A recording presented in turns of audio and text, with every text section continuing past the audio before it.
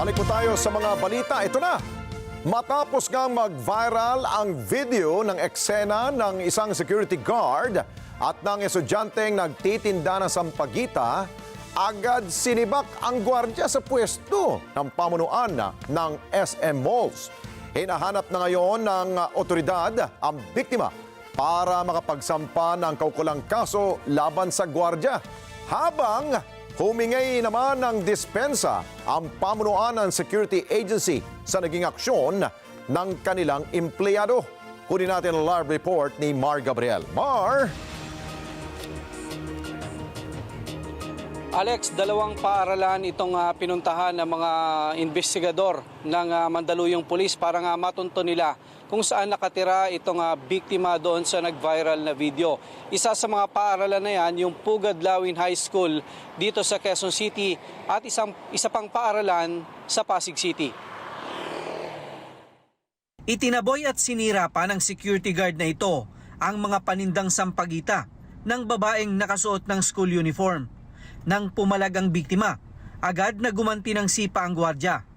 Ang video, mabilis na nag-viral sa social media kung saan bumuhos ang simpatya sa biktima. Sa inisyal na investigasyon ng mga pulis, nangyari ang insidente noon pang December 17 sa harap ng isang malaking mall sa Mandaluyong City. Napag-alaman namin base sa mga comment ng ating netizens na itong uniforme na to ay sa Pugad Lawin High School na nasa Quezon City. So ngayon po ang ating mga investigators ay pumunta doon sa Pugad Lawin High School para po sa coordination for victim, location and identification. Bukod sa Quezon City, isa pang paaralan sa Pasig City ang pinuntahan nila para hanapin ang biktima at tulungan sila na makapagsampa ng kaso. Ma-identify po natin na yung biktima ay isang minor. Kung makukuha natin ang kanyang detalye, pupuntahan po natin sa bahay at pipilitin po na ma-interview. Of course, kung minor siya, with the permission ng mga parents, kung gugustuhin po nila. Para po mabigyan ng, ma-file natin ang kaso, yung security guard. Nakita naman natin na sinipa ng security guard yung bata, no?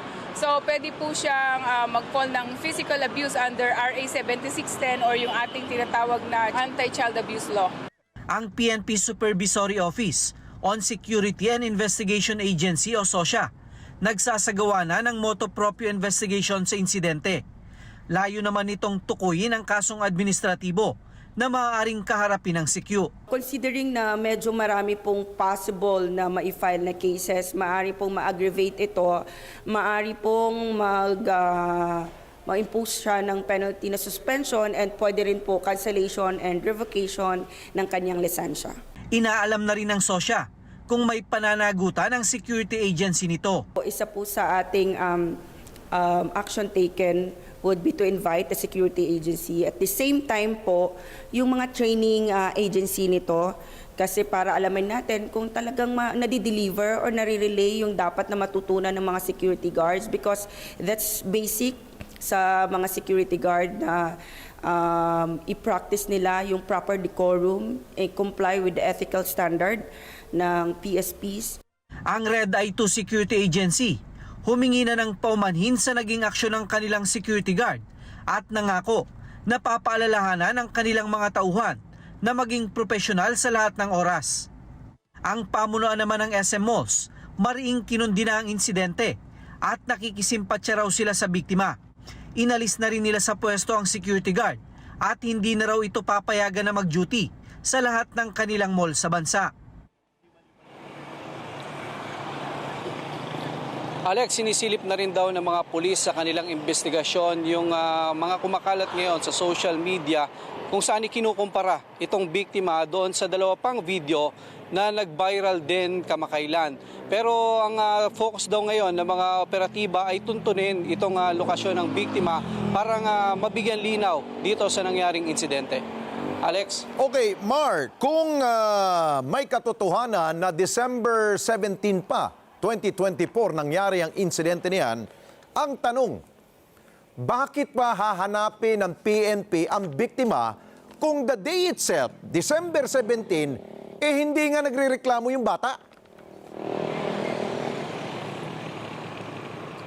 Yun nga Alex, kaya nga kailangan na matuntun ngayon ng mga operatiba ng PNP, ng mga investigador ng PNP para nga may-coordinate. Kung ito ba ay minor de edad, ay may-coordinate doon sa kanyang magulang yung nangyaring insidente at alamin yung kanilang kagustuhan kung nais ba nilang mag-file ng kaso laban dito sa security guard. Ang sinasabi kasi ng pulis, bagaman nangyari itong insidente noon pang December 17, pero dahil doon sa pag-repost nitong video at maraming nag-share, kaya kagabi lang itong video ay nag-viral sa social media. So, posible raw na hindi alam ng magulang itong nangyaring insidente. Kaya kung mapapatunayan na minor de edad ito, ay hihingi nila yung pahintulot ng kanyang mga guardian kung nais nilang ituloy yung reklamo dito sa security guard. Pero yan yung sa aspeto ng criminal case, no? Pero pagdating naman doon sa administrative case na posibleng kaharapin nitong security guard, yan ay nagsasagawa ng motu proprio investigation itong mga tauhan ng PNP SOSYA para nga matukoy yung kanyang administrative liability na maaari daw mauwi doon sa pagkansila sa kanyang lisensya. Ayun. Alex. Oo, dahil nga matagal na pala ito, no? Kung yung pagbabasehan natin sa sinabi ng ating pulis. So ngayon, meron na bang komunikasyon na ginagawa ang ating PNP dito sa pamilya?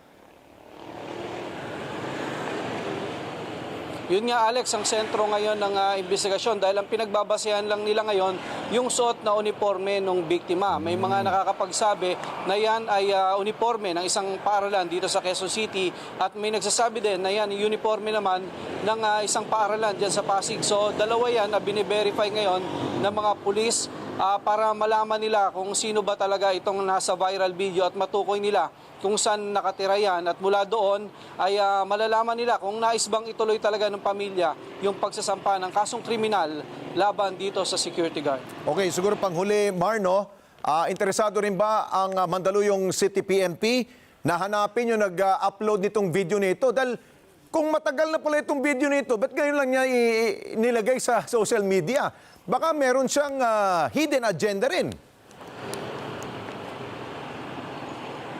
Alex, yan din yung target ngayon ng mga operatiba para mabigyan linaw yung kabuuan nitong insidente dahil yung kuha ng video ay yung part na sinaktan itong gwardiya, itong biktima. Alamin din kung ano ba yung nag-provoke doon sa gwardiya, kung bakit nauwi sa ganito yung insidente. Kaya mahalaga sa gagawing investigasyon yung participation itong kumuha ng video.